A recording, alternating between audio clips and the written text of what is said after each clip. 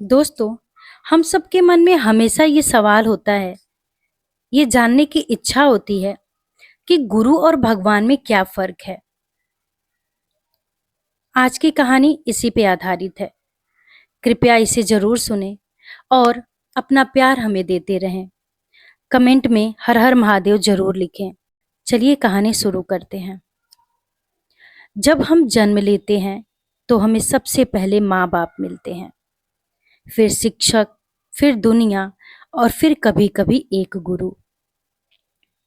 और हम सोचते हैं, क्या जरूरत है गुरु की जब हमारे पास भगवान है। ये सवाल नया नहीं है, हर युग में उठा है और हर आत्मा जिसने कभी खुद को खोया है उसने इसी सवाल से खुद को फिर से पाया है। भगवान जिन्होंने हमें बनाया, भगवान ने हमें बनाया, उन्होंने हमें शरीर दिया, मन दिया, संवेदनाएं दी, कर्म और भाग्य का विधान दिया। भगवान हमें जीवन देते हैं। हवा, पानी, अन्न, प्रकृति सब उनकी ही देन है। हम उनके लिए मंदिर में जाते हैं, प्रार्थना करते हैं, हाथ जोड़ते हैं, श्रद्धा रखते हैं। भगवान हमें जीवन देते हैं, लेकिन क्या वो हमें दिशा भी देते हैं? गुरु जो हमें चलना सिखाते हैं। गुरु वो हमारे जीवन में तब आते हैं जब हम खो जाते हैं, जब हमें समझ नहीं आता कि किधर जाना है, क्या सही है, क्या गलत है।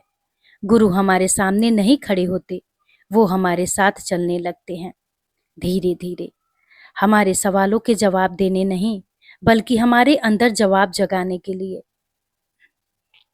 भगवान हमें बनाते हैं, पर गुरु हमें गढ़ते हैं। भगवान हमें जन्म देते हैं, गुरु हमें पुनर्जन्म देते हैं। गुरु हमें भगवान तक ले जाते हैं। यहाँ सबसे बड़ा रहस्य छुपा है।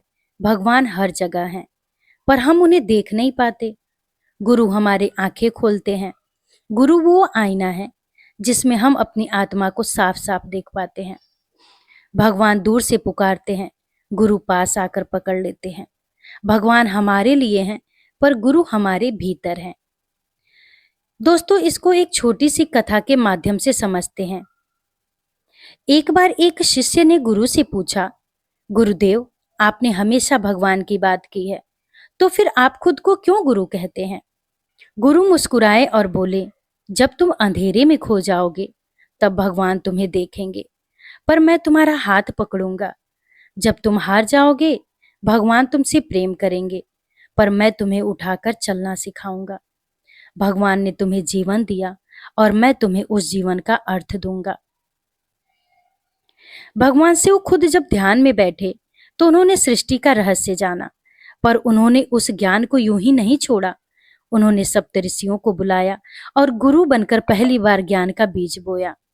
इसलिए शिव को हम आदि देव नहीं, आदि गुरु भी कहते हैं, क्योंकि भगवान तो थे ही, पर जब उन्होंने ज्ञान बांटना चाहा, उन्हें भी गुरु बनना पड़ गया। तो क्या गुरु भगवान से ऊपर हैं? नहीं, गुरु भगवान से ऊपर नहीं होते, लेकिन वो तुम्हें भगवान तक ले जाने का सेतु बनते हैं।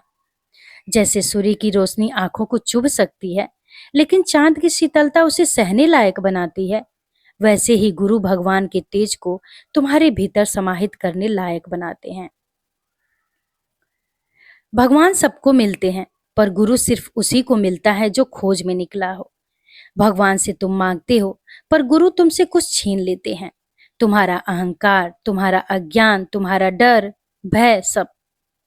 गुरु तुम्हें खाली करते हैं ताकि भगवान तुम्हें भर सके।